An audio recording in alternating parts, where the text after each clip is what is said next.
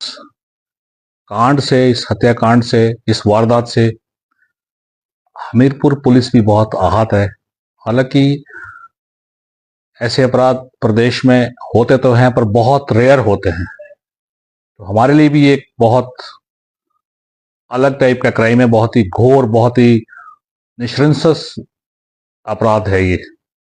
जहां तक पुलिस की बात है, जब ये घटना हुई करीब 3 और 4 बजे के बीच में 3 नवंबर को, तो जैसे ही हमारे अधिकारियों को पता लगा तो तुरंत डीएसपी साहब जो मेरे साथ बैठे हैं अपनी टीम लेके तुरंत मौके पर पहुंचे और सभी जो सोर्सेज थे, इंफॉर्मेशंस जहां जहां से मिल सकती थी वहां से इकट्ठी की, लेकिन सीधे तौर पर कोई भी इस बार में क्ल्यू नहीं लगा। फिर उसके बाद अनेकों सीसीटीवी कैमराज सरकारी इंस्टीट्यूट्स के और प्राइवेट घरों के खंगाले गए।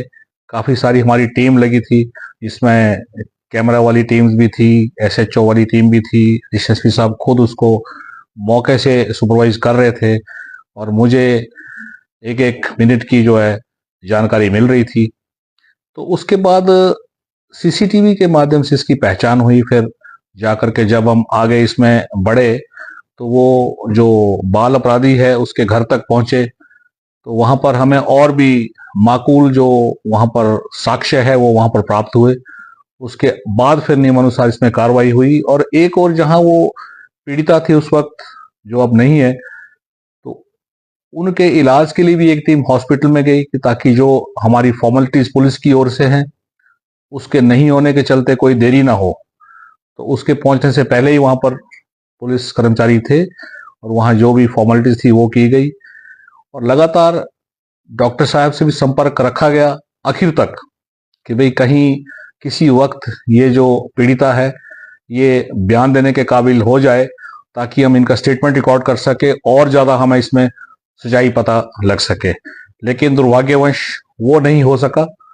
और जहां तक, और उसके बाद फिर हमें कुछ और लीड मिली जब डीएसपी साहब ने बाल अपराधी से और पूछताछ की बार बार, जब उसने माना कि भी अपने आप कि भाई हाँ उसका ही इसमें हाथ है और वो अकेला ही इसमें है, तो उसके बाद फिर जो जानकारियां और उसने दी उस जानकारी के आधार पर जो और इन्वेस्टिगेशन करनी थी, जो और रिपोर्ट्स हमें चाहिए थी, उसके लिए फिर हमने एक टीम यहाँ से चंडीगढ़ भेजी पीजीआई। उन्होंने डॉक्टर साहब से उस तरह की जो रिपोर्ट है वो देने के लिए उन्होंने उनसे आग्रह किया और उसके पश्चात वो ठीक नहीं हुई। पर जैसा दुर्भाग्यवश जो है परसों सुबह सुबह हमें खबर मिली कि उसकी मौत हो गई है। उसके बाद आप जानते हैं कि कल यहाँ उसके परिजनों ने, स्थानीय लोगों ने काफी एजिटेशन किया है। जहां तक आपने पूछा है कि सोशल मीडिया के माध्यम से, देखिए ये बड़ा दुर्भाग्यपूर्ण है कि इसमें कुछ ऐसे लोग भी ऐसी पोस्ट डाल रहे हैं जो न केवल समाज को भ्रमित करने वाली है, बल्कि अगर उनको कानून की नजर से देखा जाए तो वो आपराधिक कृत्य भी है।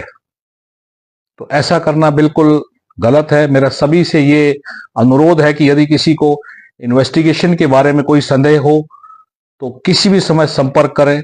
थाना प्रभारी हैं, डीएसपी साहब है जो थाने के एसओ है, मेरा नंबर सबके पास है।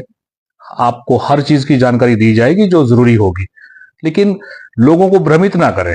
उससे क्या है कि समाज में एक असुरक्षा की भावना बिला वजह जो है वो फैल सकती है, जिससे हमें बचना चाहिए। जी, पहले तो अफवाह ये है मुख्य तौर पे कि जी पहले तो कुछ लोग बोल रहे थे कि जी नहीं जी किसी नेता ने कोई स्टेटमेंट नहीं दी, कोई और यहाँ पर कोई आया नहीं। तो उसके बाद फिर उनका एक ये बहुत स्ट्रांग एक उनका ये कहना था कि जी ये जो बाल अपराधी है ये 14 साल का नहीं है।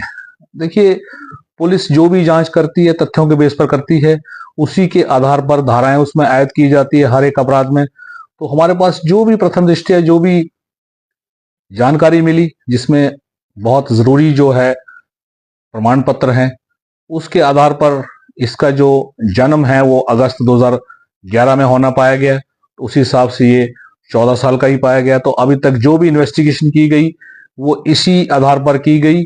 और आगे भी मेरा ये कहना है कि अगर किसी को जानकारी है, जैसा कि एक पोस्ट में भी लिखा था कि जी ये 2002 का पैदा हुआ है, अगर किसी के पास ऐसी जानकारी है तो हमें दें, हम उसकी भी तहकीकात करेंगे, बजाय इसके कि वो सोशल मीडिया में जाके लोगों को भ्रमित करना है।